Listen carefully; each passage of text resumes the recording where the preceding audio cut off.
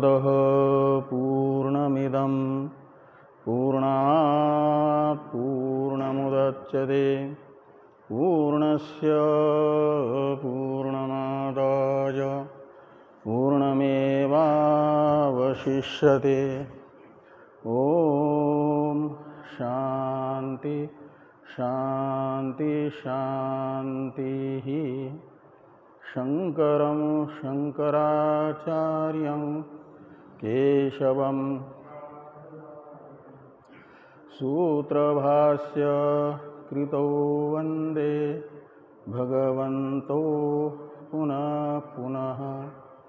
ईश्वरो गुरुरात्मेति मूर्तिभेद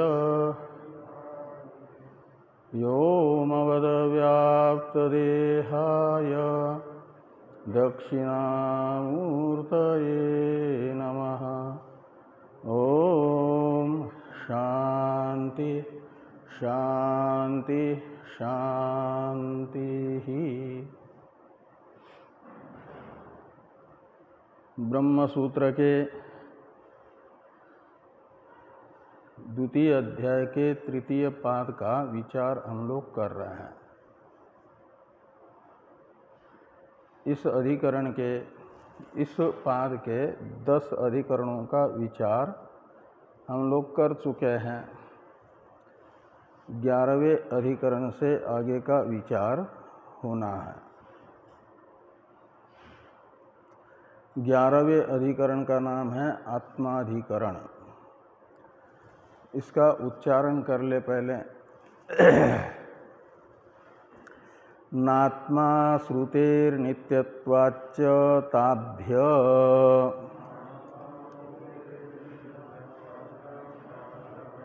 कल्पादौ ब्रह्मणो जीवो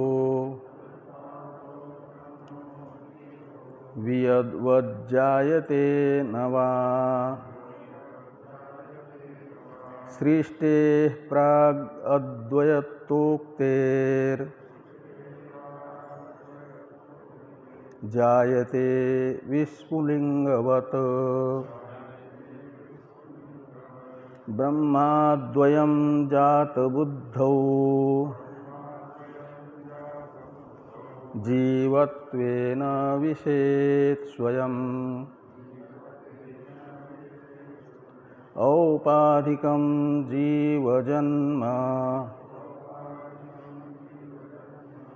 नित्यत्वं वस्तुतः श्रुतम्।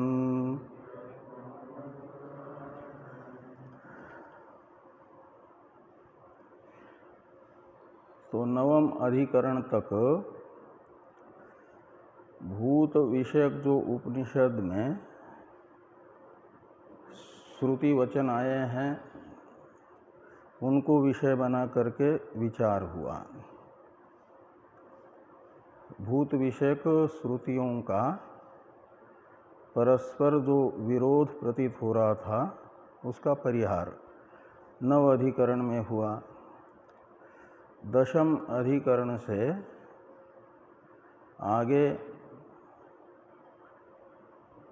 किया जा रहा है जीव विषयक श्रुतियों का जो विरोध प्रतीत होगा उसका निराकरण।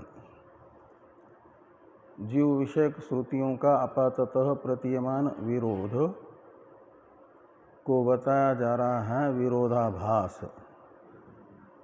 और वस्तुतः उनमें अविरोध है। तो यहाँ विषय है कि जैसे कल्प के आदि में परमात्मा से उत्पन्न हो जाते हैं आकाशादि भूत, जो कल्प के आदि में उत्पन्न हो और कल्पांत तक रहे उन्हें तत्व कहा जाता है। तो भूतों के उत्पत्ति के तरह कल्प के प्रारंभ में जीवों की भी उत्पत्ति मानी जाए, या न मानी जाए, ये संशय बताया जा रहा है प्रथम श्लोक के पूर्वार्ध में कि कल्पादो ब्रह्मणो जीवो जायते वियद्वत् वा कल्पादो ब्रह्मणो जीवो न जायते। तो जैसे कल्प के प्रारंभ में परमात्मा से तस्माद् वा ये तस्माद् आत्मन आकाश संभूत के अनुसार आकाश उत्पन्न हुआ है, ऐसे कल्प के प्रारंभ में जीव को भी परमात्मा से उत्पन्न माना जाए, अथवा कल्प के प्रारंभ में भी जीव उत्पन्न नहीं होता है, ये माना जाए। इस प्रकार का हुआ संशय।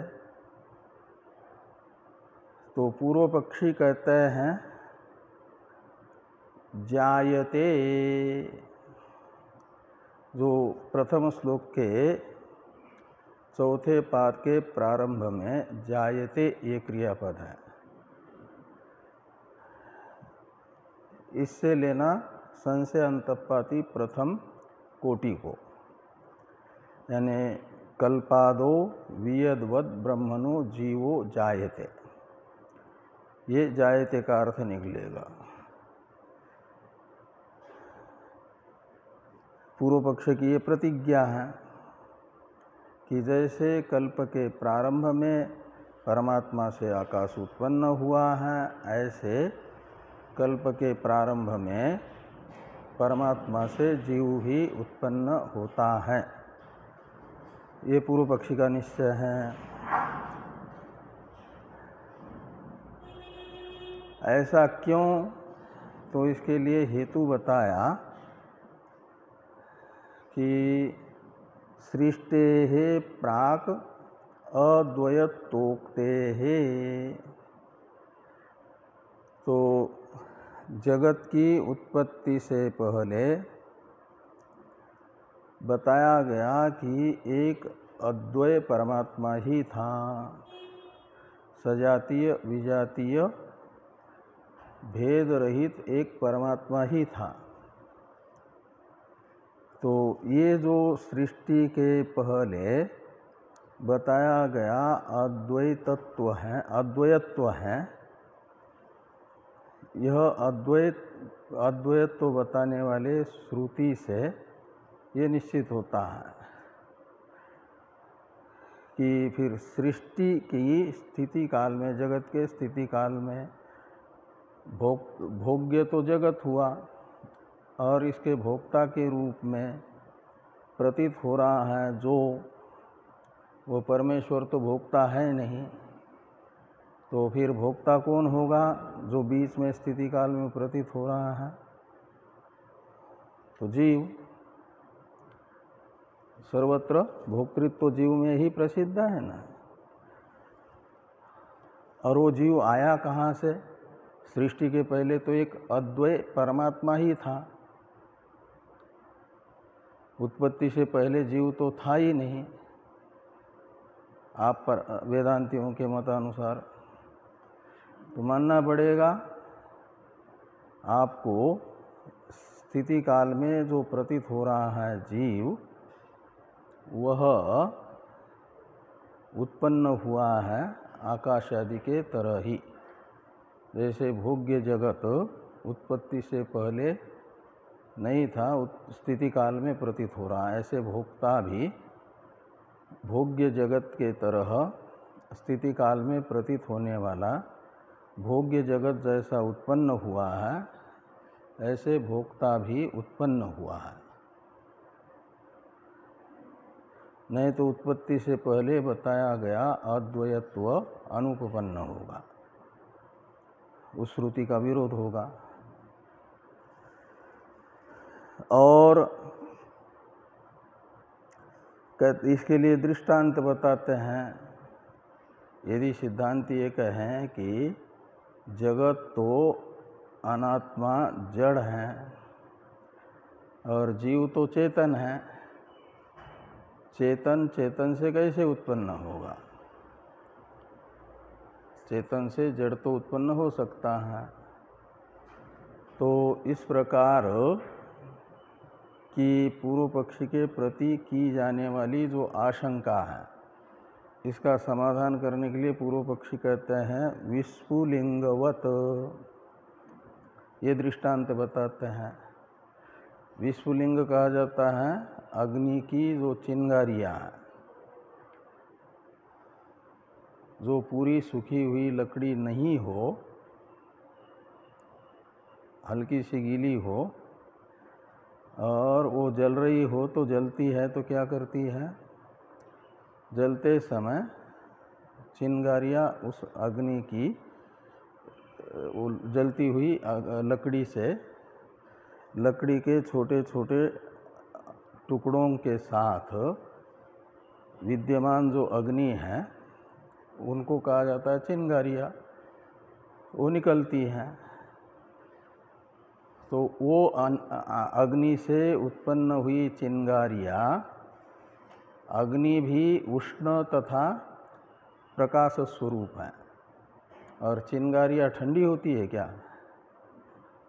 वो भी उष्ण है, प्रकाश रूप है। अब उनका अपना थोड़ा अपर्याप्त प्रकाश है, क्योंकि कम मात्रा में है वो अग्नि, और दोनों भी दाहक हैं, दाहकत्व भी है। का मतलब सजातीय अग्नि से सजातीय चिंगारियाँ जैसे उत्पन्न हुई, ऐसे सजातीय परमात्मा रूप चेतन से चेतन जीव अग्नि से प्रकट होने वाली चिंगारियों के तरह सृष्टि के प्रारंभ में उत्पन्न हो सकते हैं। ये पूर्व पक्षी का कथन है।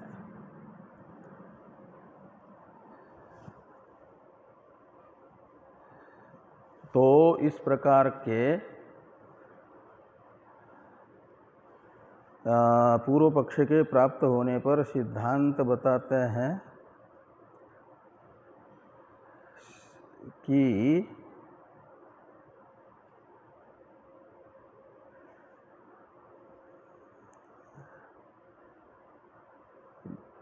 औपाधिकम जीव जन्म, जो विस्फुलिंग दृष्टांत से जीव का जन्म श्रुति ने बताया है, यथा प्रदीप्तात् अग्ने विस्फुलिंगा प्रजायन्ते, ये दृष्टांत आता है मुंडक में। और तथा इमे आत्मान ये तस्मात् जायन्ते, ऐसा आता है। का मतलब अग्नि से जैसे चिंगारियाँ प्रकट होती हैं, ऐसे इस परमात्मा से जीव प्रकट होते हैं। ये जो मुंडक श्रुति बता रही है जीव का जन्म, वह जीव का जन्म औपाधिक बता रही है।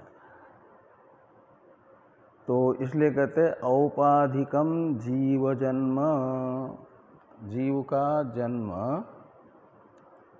उपाधि निमित्तक है। का मतलब उपाधि के जन्म का उपहित जीव में आरोप किया जाता है, औपाधिक जन्म है। और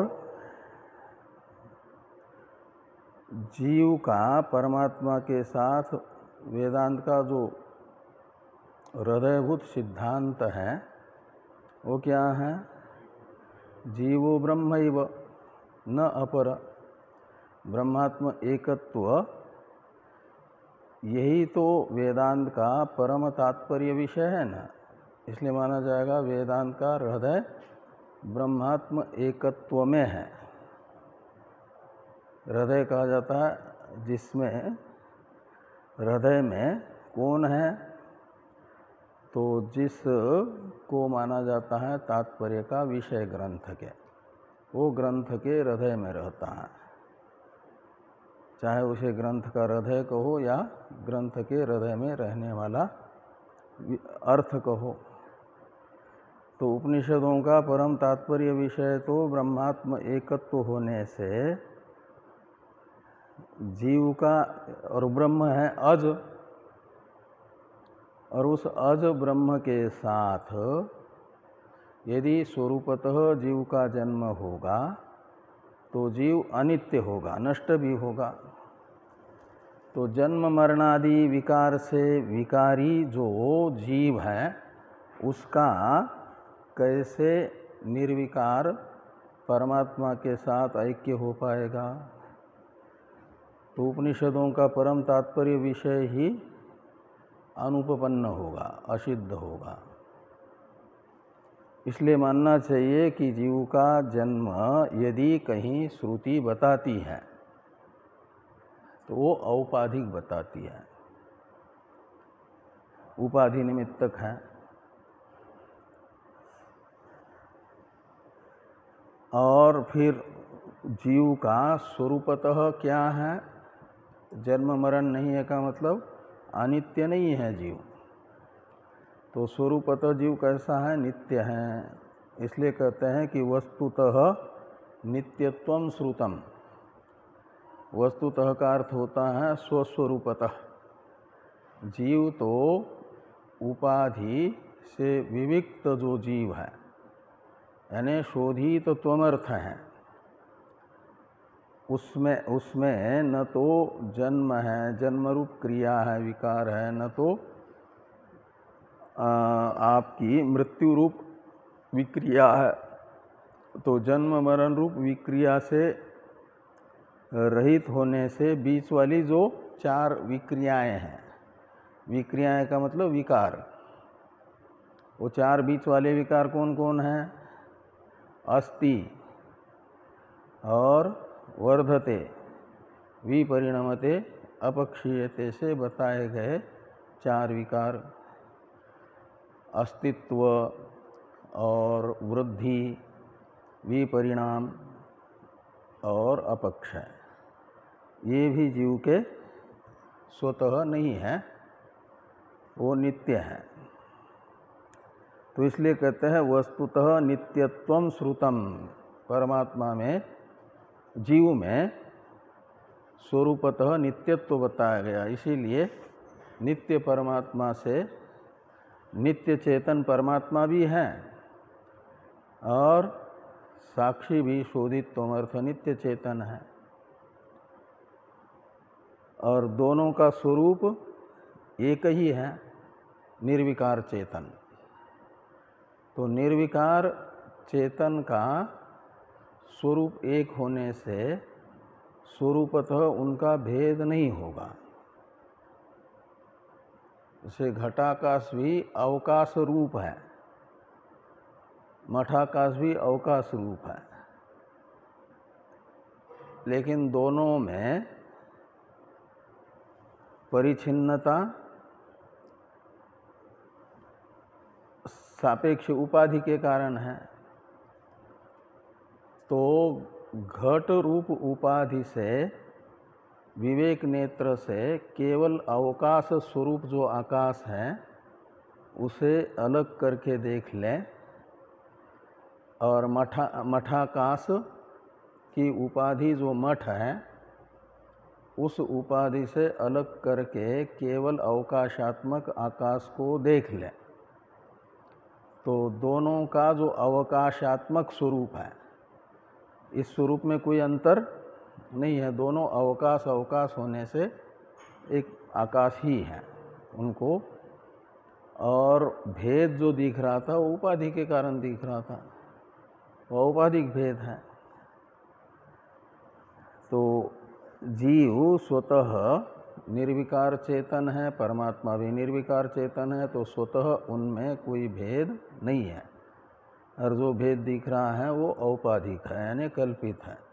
इसलिए वास्तविक जो जीव ब्रह्म ऐक्य है, वेदांत का तात्पर्य विषय, उसकी सिद्धि में कोई अनुपपत्ति नहीं है।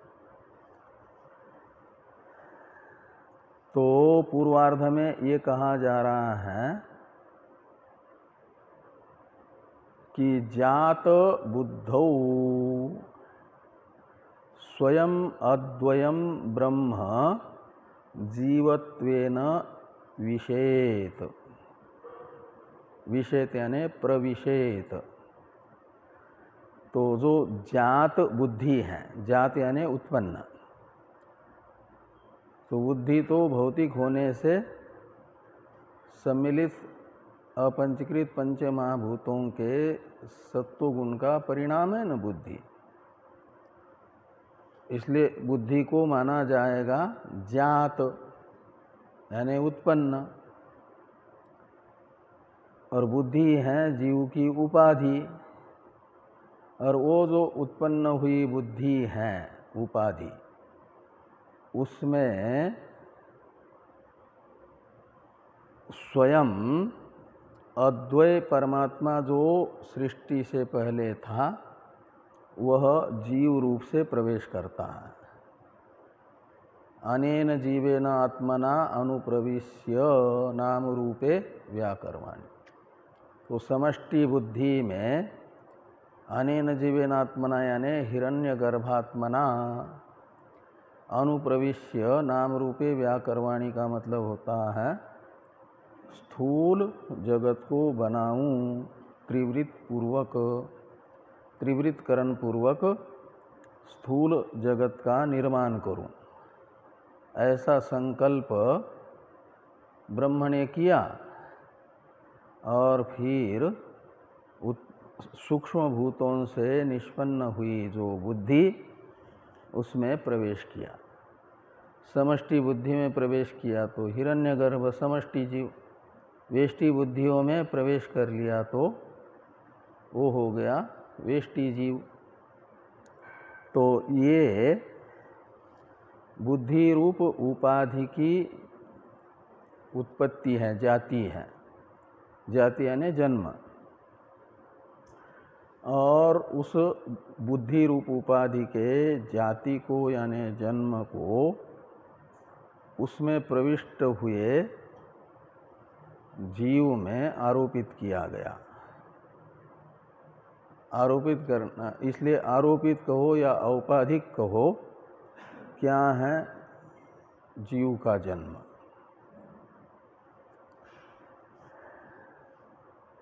अब ज्ञाधिकरण है, इसका उच्चारण कर ले। ज्योत एव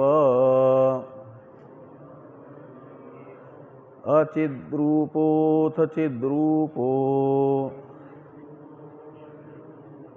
जीवो चिद्रूप इष्यते। चिदभावात् सुषुप्त्यादौ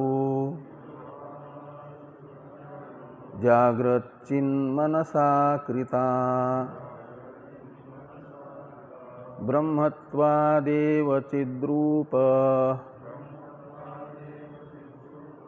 चित् सुषुप्तो न लुप्यते। द्वैतादृष्टिर्द्वैतलोपान् न हि द्रष्टुरिति श्रुते।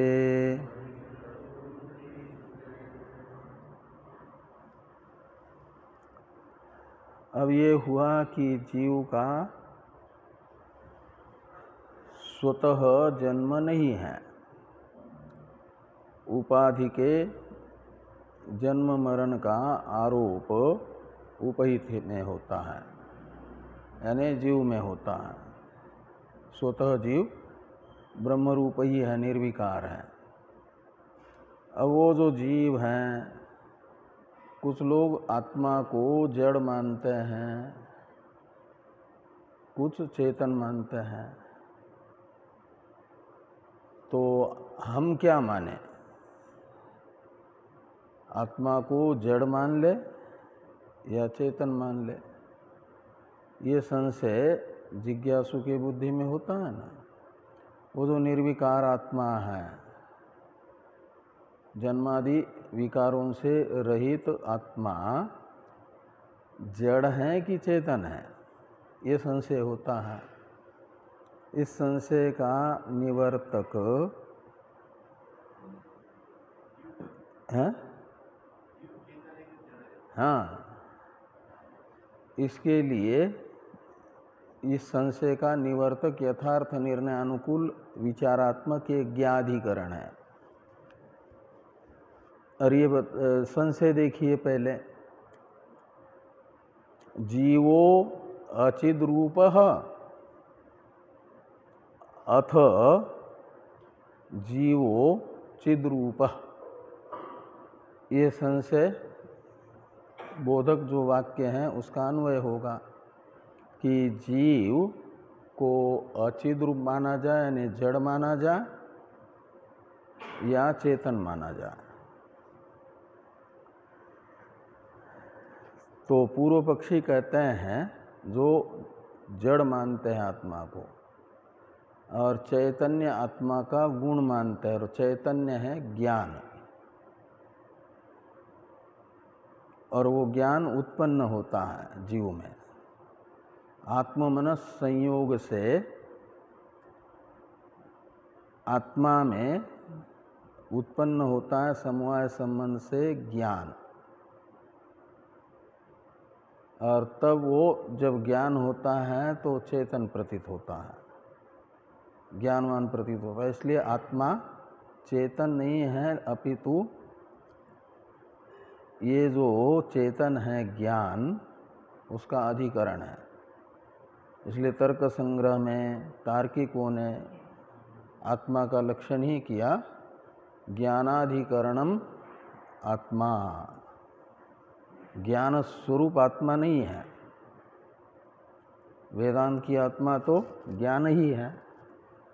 सत्यम ज्ञानम अनंतम ब्रह्म, विज्ञानम आनंदम ब्रह्म इत्यादि में आत्मा को ज्ञान स्वरूप मानते हैं ना।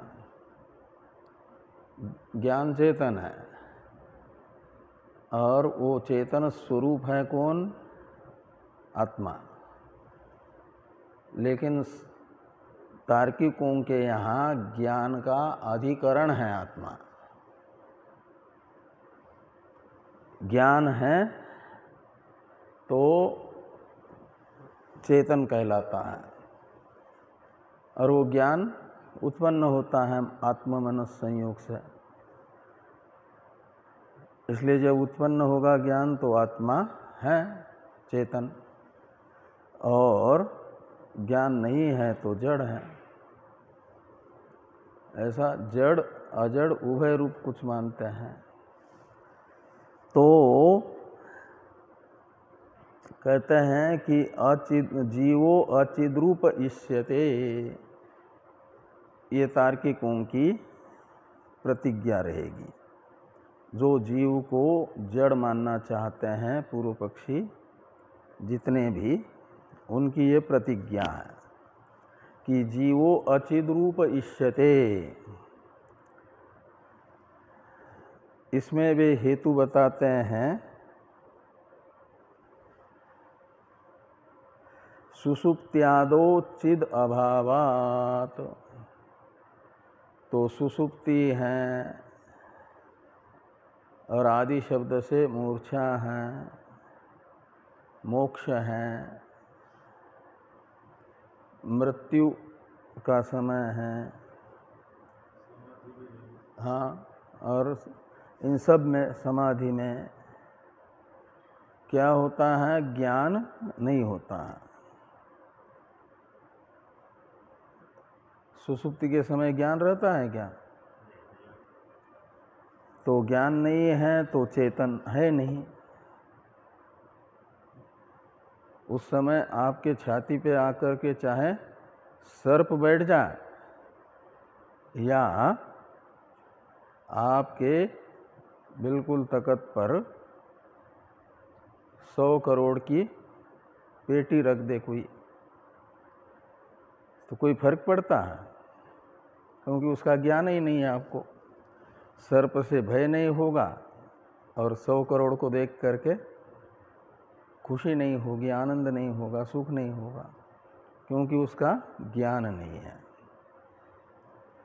तो कहते हैं सुषुप्त्यादौ चिद अभावात का मतलब ज्ञान का अभाव होने से, लेकिन वहाँ आत्मा तो है, ज्ञान नहीं है, इसलिए आत्मा को माना जाए अचिद रूप ही।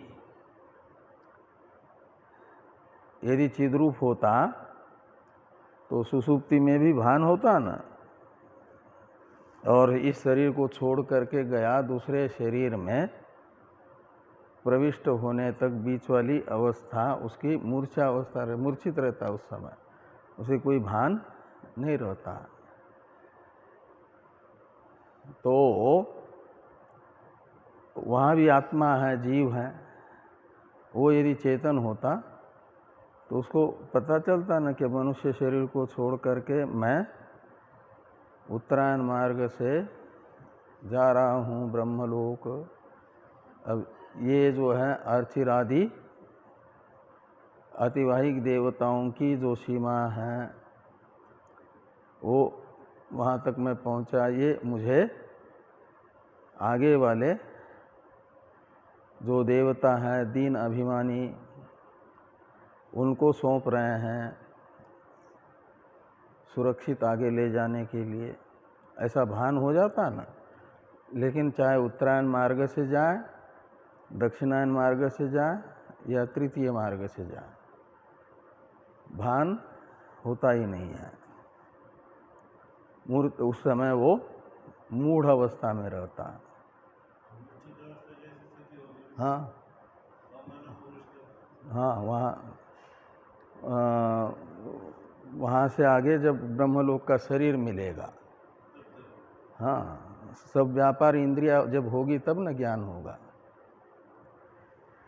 तो कहते हैं मृत्यु के बाद इस शरीर को छोड़ करके जब जाता है जीव, तो उसे क्यों भान नहीं रहता। तो एक हास्य के लिए इसी अधिकरण में एक स्वामी कृष्णानंद जी महाराज विरक्त जो थे ना गुरुजी, अंत में उनका चित्र लगा हुआ है, अंतिम से पहले में है शायद, दूसरा इधर से उधर से दूसरा। तो वो ज्ञान यज्ञ में आते थे, यहीं पर एक वो हंसी करना होता है तो एक दृष्टांत बताते थे। पहले यानी क्यों मूर्छित होता है वो, तो पहले तो सचेत होते थे जीव, लेकिन जब जा रहे था, एक जीव जा रहा था और उसको जाना था दक्षिणायन मार्ग से स्वर्ग में, तो जाने वाले जीव को आसपास बैठे हुए जीव ने पूछा कि तुम स्वर्ग में जा रहे हो, सुना है वहाँ कल्प वृक्ष होते हैं और भी सब अच्छे अच्छे पेड़ होते हैं, आम के पेड़ भी होंगे, मुझे आम तो बड़े प्रिय हैं, तो आम भी बड़े बड़े होंगे, ये बहुत स्वादिष्ट। तो कहे मुझे भी ले चलो। उनका आता है सदेह सशरीर गए ना वो तुकाराम महाराज महाराष्ट्र में, उनको विमान लेने के लिए आया था, तो सशरीर वैकुंठ गए। हाँ, तुकाराम जी, जैसे नरसिंह मेहता को ले गए थे भगवान शंकर, ऐसे ये तो सशरीर वैकुंठ चले गए। तो उस समय कई लोगों को जो उनकी भक्त मंडली थी एकत्रित हुई इंद्रायणी के किनारे, कहने लगे कि जिनको जिनको चलना है बैठ लो विमान में। लेकिन कहते हैं ये बाकी है, ये करना बाकी है, ये करना बाकी है, कोई नहीं गया। कहते ये हो जाता, ये तो अचानक आप कह रहे हैं, कम से कम कहाँ घर में किस में कितना कहाँ रखा हुआ है, ये सारी व्यवस्था कम से कम उत्तराधिकारी को बता देता, पहले से मालूम होता तो। तो फिर वो अकेले ही चले गए, कहे ठीक है वो तुम व्यवस्था करते रहो, अकेले चले गए। ऐसे पहले सब जीव जाते थे तो सचेत होकर के ही जाते थे। तो फिर कहा कि मुझे ले चलो, तो उसने कहा कि ठीक है देवता मुझे लेने के लिए आएंगे तो मेरा पैर पकड़ना, पैर पकड़ना मेरा, तो हाँ ऐसे ले चलूँगा फिर मेरा। तो देवता तो मुझे ले चलेंगे, मेरे इंजन में जैसे डिब्बा जुड़ा रहता है ट्रेन का, तो जितने जुड़े हुए हैं वो सब जो है इंजन चलेगा तो वो भी चलता है ना। तो कई लोग कहने लगे मुझे भी ले चलो, मुझे भी ले चलो, तो एक दूसरे के पैर पकड़ लो चलो। फिर एक जन ने पूछा कि कितने बड़े बड़े होंगे वो आम वहाँ के। तो जो सबसे जो जा रहा था ना हाँ पहले जिसने पैर पकड़ा हुआ था उससे कहा तुम पहले भी गए होंगे, कहाँ मुझे ले गया था। तो कहा कि एक जन पहला, फिर उसका पैर पकड़ा हुआ था वो पहली बार जा रहा था, तीसरे नंबर का व्यक्ति समझ लो। तो उसने कहा कितने बड़े बड़े होते हैं। तो बातचीत करते करते वो भूल गया कि हम एक दूसरे के पैर पकड़े हुए हैं। तो परिमाण दिखाने के लिए कहते इतने बड़े बड़े होते हैं वहाँ के आम। तो वो पैर छोड़ दिया उसका, सबके सब नीचे आ गए। तो भगवान ने कहा ये क्या किया जाए, तो फिर जाते हुए जीव को मूर्छित करके ही ले जाने लगे। हाँ, कम से कम जो ये भूल नहीं करेंगे। तो वो गुरुजी ये सुनाते थे हंसी में। हाँ वो तो सिद्धांत तो यही है, कभी भी वो तो ये हंसी हंसी ही के लिए सुनाते थे। बाकी तो जब सूक्ष्म शरीर अपने अपने गोलकों में स्थित होता है तभी व्यापार प्रारंभ होता है। इसीलिए ये जो अनुसयी जीव है ना, ऊपर से गिरते हैं बारिश के माध्यम से पृथ्वी पर, तो इतने ऊंचे से गिरने के बाद चोट क्यों नहीं लगती? क्योंकि चोट आदि ये सब धर्म तो स्थूल शरीर का है, और स्थूल शरीर उनका है ही नहीं अभी। हाँ हाँ, और उस समय सुसुप्ति में नहीं, यानी स्थूल शरीर में नहीं है वो। ऐसे तो सौसुप्त बोध ये बताया जाएगा कि अविद्या वृत्ति से होता है, लेकिन उस समय जो विषय रहेगा वो होगा, और वो अविद्या वृत्ति उपहित साक्षी से होता है। तो ये कहते हैं कि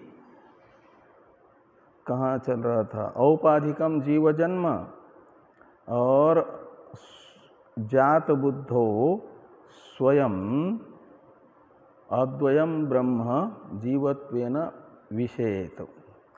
जीव रूप से वो नहीं, वो तो पीछे वाला गया। ये चिद अभावात सुसुप्त्यादौ, तो सुसुप्त्यादौ चिद अभावात, तो सुसुप्ति आदि में वो मृत्यु अवस्था ली गई थी, तो तब से मूढ़ कर दिया भगवान ने, नहीं तो आप सब गिर जाते ना ऊपर से। तो जागृत चिन्मनसा कृता, तो कहा फिर जागृत अवस्था में चेतन कैसे होता है ज्ञान? तो कहते हो तो मनसा कृता, यानी मनस आत्ममनस संयोग से जन्य है जागृत अवस्था में ज्ञान। और वो मन सुसुप्ति के समय सब व्यापार नहीं रहता है, इसलिए सुसुप्ति के समय कोई ज्ञान नहीं रहता, ऐसा पूर्व पक्षी का मानना है।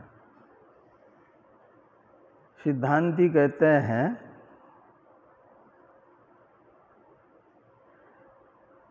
कि ब्रह्मत्वाद एव चिद्रूपः, तो चिद्रूपः ये है आपका वो प्रतिज्ञा वाक्य सिद्धांति का, जीवः चिद्रूपः। क्यों? तो कहते ब्रह्मत्वादेव, तो वे सिद्धांत के अनुसार जीवो ब्रह्मैव, तो ब्रह्म स्वरूप ही होने से ब्रह्म चेतन है, ज्ञान स्वरूप है, तो जीव भी ज्ञान स्वरूप ही है। तो कहा ये फिर तो सुषुप्ति में जीव तो रहता है, ज्ञान क्यों नहीं होता? तो सुषुप्तो न लुप्यते, तो सुषुप्ति के समय भी चिद्रूप जीव का लोप नहीं होता और ज्ञान का भी लोप नहीं होता, ज्ञान तो रहता है। लेकिन फिर द्वैत का भान क्यों नहीं होता? तो उस समय द्वैत नहीं है, ये कहा जा रहा है कि द्वैता दृष्टिर द्वैत लोपात, तो द्वैत लोप यानी द्वैत का अभाव उस समय होने से, सुषुप्ति के समय द्वैत के न होने से, द्वैता दृष्टि यानी द्वैत का अदर्शन है, अज्ञान है, द्वैत का ज्ञान नहीं है सुषुप्ति में। अब यहाँ घट नहीं है, इसका अर्थ आप आज्ञा जड़ है क्या? घट नाम का विषय हो और तब भी ज्ञान न हो तो जड़ माना जाएगा। यहाँ क्या क्या वस्तुएं हैं, आप चेतन हैं तो आपको यहाँ विद्यमान वस्तु का ज्ञान होगा, यदि आँखें ठीक है तो। अब पिलर को जड़ है तो नहीं होता है, ये जड़ और चेतन में अंतर है। और जो वस्तु है नहीं उसका भी ज्ञान हो जाए, कोई नियम थोड़ा ही है। इसलिए कहा कि द्वैत लोपात द्वैता दृष्टि, तो द्वैत का अज्ञान तो द्वैत के न होने से है। कब? सुषुप्ति के समय। और लेकिन दृष्टि तो यानी ज्ञान तो वहाँ भी है सुषुप्ति में भी क्योंकि बृहदारण्यक श्रुति कहती है नहीं द्रष्टुर दृष्टेर विपरिलोपो विद्यते अविनाशित्वात्, कि दृष्टा की जो दृष्टि है उसका विपरिलोप यानी अभाव न विद्यते, अभाव नहीं होता है। नहीं द्रष्टुर दृष्टेर विपरिलोपो विद्यते, क्यों नहीं होता है? कहते इसलिए कि दृष्टि अविनाशी यानी नित्य है, तो जो नित्य पदार्थ होता है उसका क्या अभाव होता है क्या? तो स्वरूभूत जो दृष्टि है, आत्मा का स्वरूभूत जो ज्ञान है वो नित्य है, उसका कभी नाश नहीं होता। सुषुप्ति के समय भी वो चिद्रूप आत्मा रहेगा, ज्ञान रहेगा, स्वरूपभूत ज्ञान। तो जैसे जागृत में ज्ञान होता है ऐसा ज्ञान क्यों नहीं हो रहा है वहाँ? तो कहते जागृत में द्वैत रहता है, सुषुप्ति में द्वैत नहीं है। वहाँ करण, कर्ता और क्रिया आदि जो द्वैत हैं वो सब शांत हुआ है ना, तो इसलिए वो अज्ञान है, बाकी ये नहीं कि ज्ञान नहीं है। तो वहाँ ज्ञान किसका है? तो द्वैत के अज्ञान का ज्ञान है, अविद्या का, सुख का। इसलिए सुप्तोत्थित कहता है कि एतावंतम कालम सुखम अस्वास्थ्यम न किंचित अवेदिशम, इतने समय तक सुख से सोया कुछ नहीं जाना, यानी द्वैत में से किसी को नहीं जाना। अब उत्क्रांति अधिकरण है, इसका उच्चारण कर लें। उत्क्रांति गत्या गतीनां स्वात्मना चोत्तरयोः नानुरतश्रुते रीति चेन्नेतराधिकारात्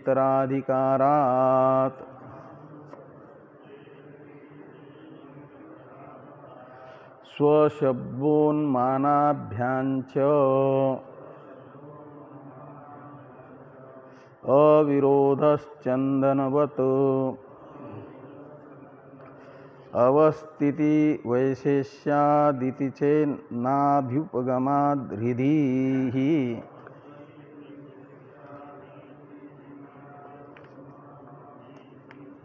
गुणाद्वा लोकवत् व्यतिरेको गन्धवत् तथा च दर्शयति पृथक् उपदेशात् तद्गुणसारत्वात्तु तद्व्यपदेशः प्राज्ञवत्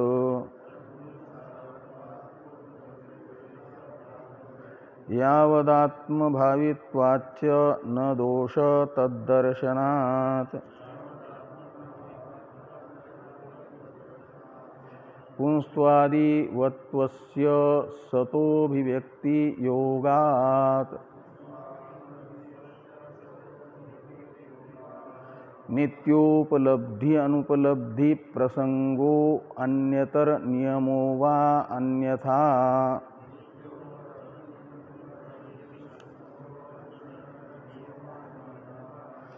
जीवोऽनुसर्वगो वा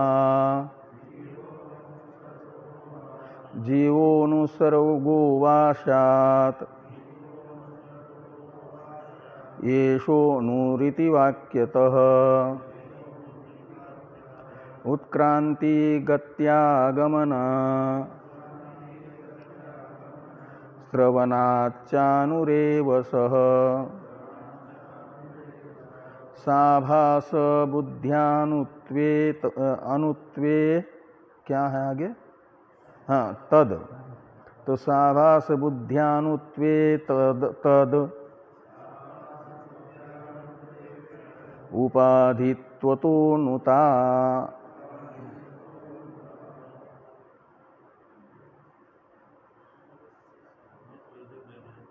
कुछ पद छूटे हैं क्या हाँ न है क्या इसमें छूट गया है क्या एक हाथ क्या है साभास बुद्ध्यानुत्वे तद है न है हाँ इसमें छूट गया है हाँ ये छूट गया इसलिए तो एक अक्षर कम पड़ रहा है पाद में तो साभास बुद्ध्यानुत्वेन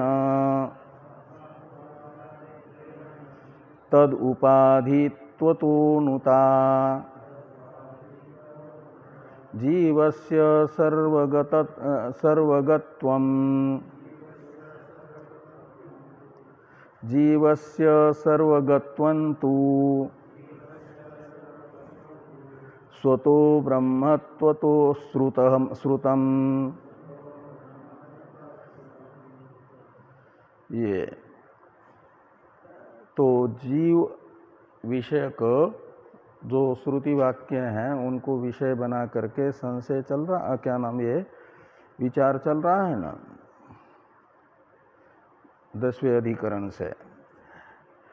तो यहाँ जीव के परिमाण के विषय में चर्चा चलेगी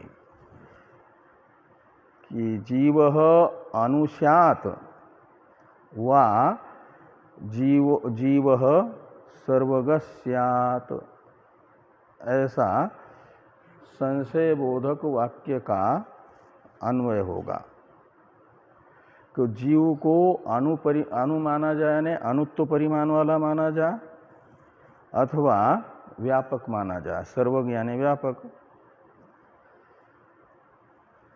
तो पूर्व पक्षी कहते हैं स अनुरेव जो प्रथम श्लोक के अंतिम पाद में अंतिम 3 पद हैं अनुरेव सह ये पूर्व पक्ष की प्रतिज्ञा है। स यानी जीव अनुरेव, अनुत्व परिमाण वाला ही होगा। क्यों जीव को अनुत्व परिमाण वाला माना जाए? तो इसके लिए पूर्व पक्षी ने हेतु बताए दो। एक तो येषो अनुरीति वाक्यत,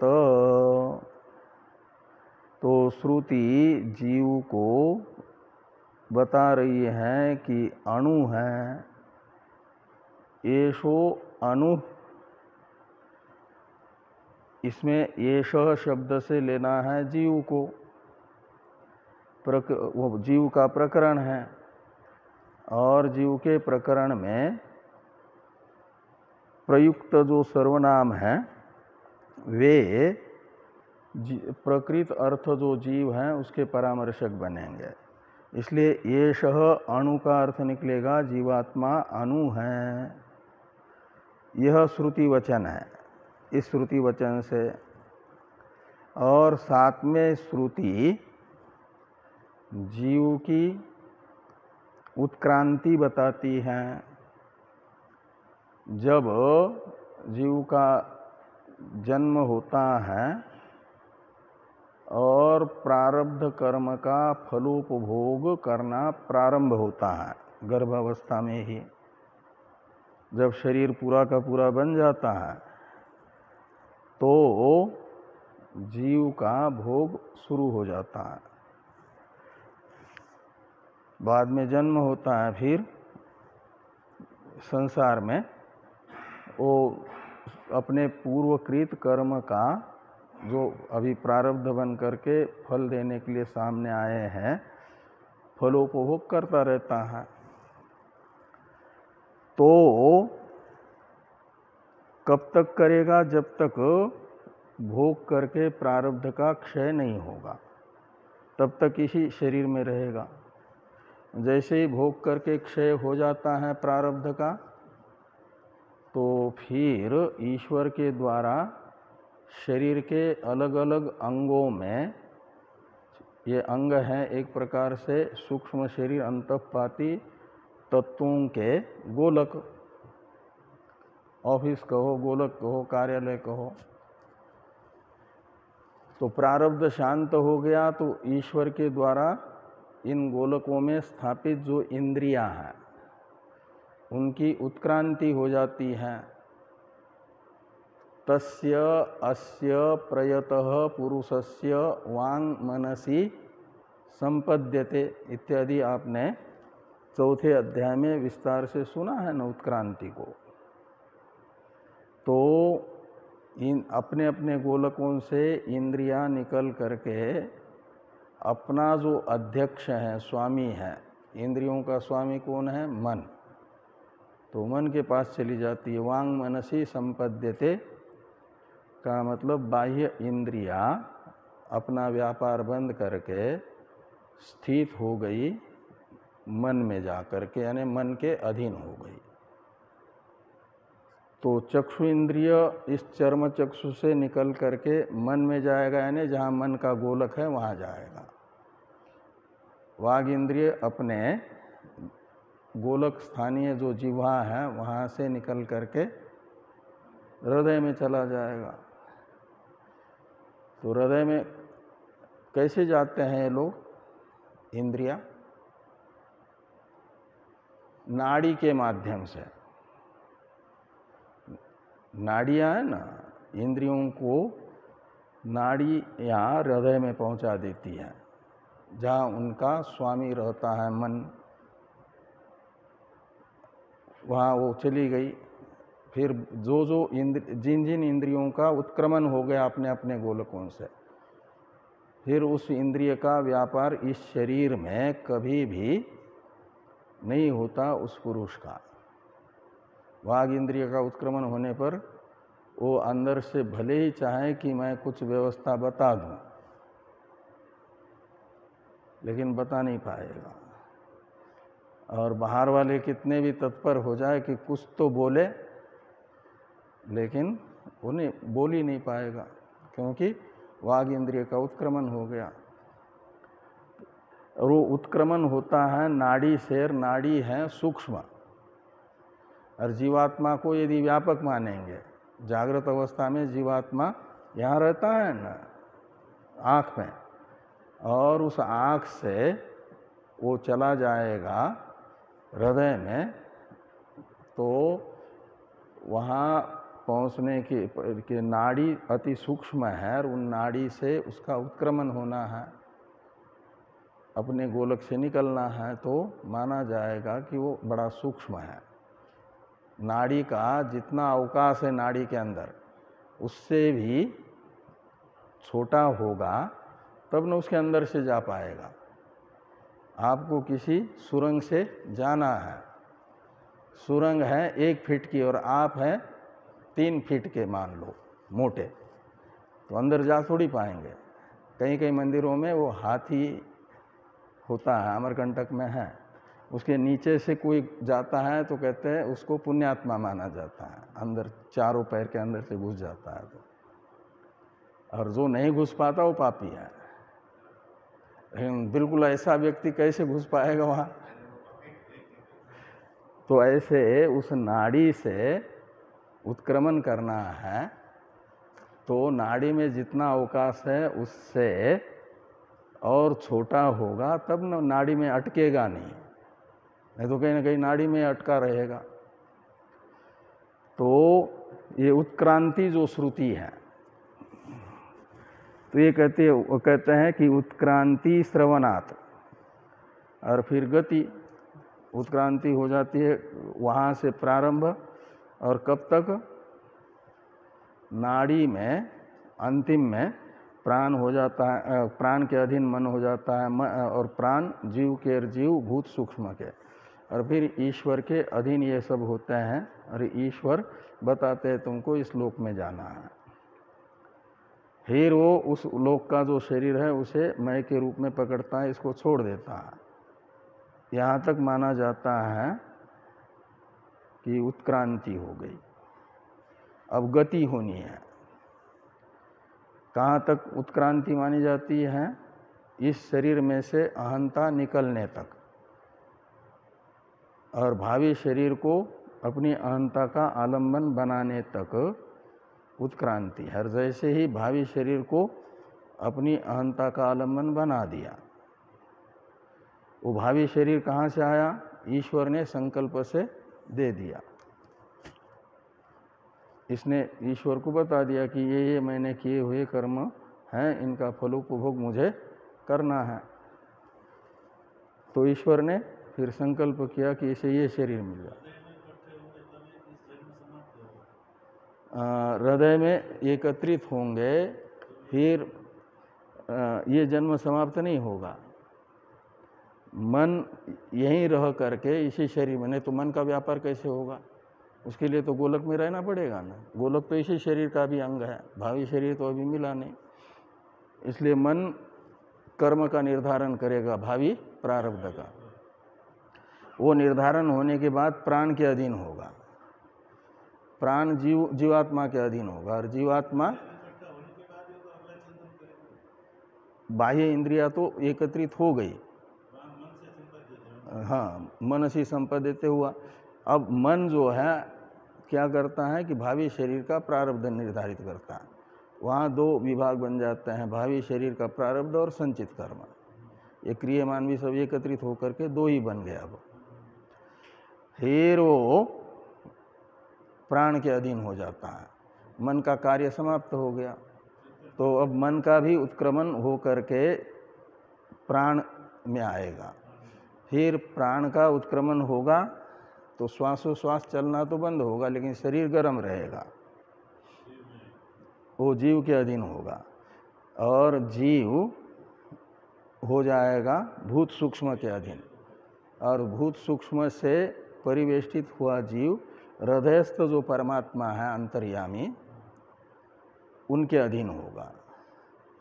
फिर वो अंतर्यामी क्या करेंगे कि जीव ने जो भावी प्रारब्ध निश्चित किया है, उस प्रारब्ध का फलोपभोग जिस शरीर में हो सकता है, उस भावी शरीर का संकल्प से निर्धारण कर देंगे कि इसका भूत सूक्ष्म अब ये देवता बन जाए, देवता शरीर के रूप में परिणत हो जाए।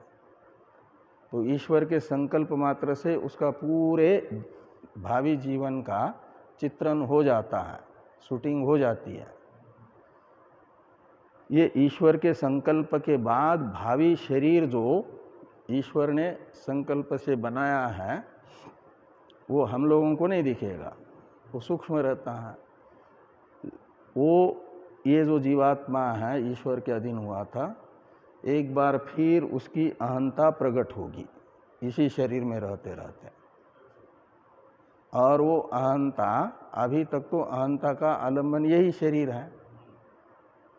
अब ईश्वर ने जिस शरीर का संकल्प किया है वो अहंता प्रकट होकर के उस शरीर को मैं के रूप में पकड़ेगी, तब इस शरीर में से हट जाएगी। तब माना इस शरीर में से अहंता हट गई तो ये जन्म समाप्त हो गया, और ईश्वर के द्वारा संकल्पित भावी शरीर को उसने अहंता के रूप में पकड़ा। इसी शरीर में अभी रहते रहते तो भावी शरीर पर भावी जन्म प्रारंभ हो रहा है। तो अब वो शरीर यदि ब्रह्मलोक का ईश्वर के द्वारा संकल्पित है तो उसका फिर गति शुरू होगी। जैसे अहंता के रूप में पकड़ लिया तो गति प्रारंभ होगी। नाड़ी ये सब हृदय में ही है ना, ये सब लोग। अब तो 101 जो नाड़ियाँ हैं हृदय संबंधी, उसमें से ब्रह्मलोक जाना है तो वो सुषुम्ना नाड़ी का द्वार खुल जाएगा उसके लिए। सुषुम्ना नाड़ी में प्रवेश करने का वो अधिकारी बन गया, का मतलब ब्रह्मलोक जाने का अधिकारी बन गया, उसका भावी जन्म शुरू हो गया उधर। लेकिन इस अवस्था में बीच में तो मूर्छित रहेगा, लेकिन ईश्वर के द्वारा तो निश्चित हो गया कि इसका ये होना है, और उसको भी मालूम हो गया।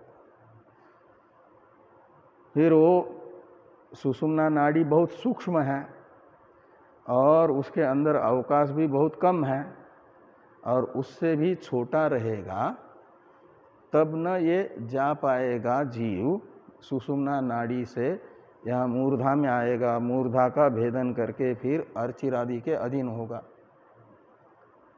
तो ये गति हो गई, जाना हो रहा है।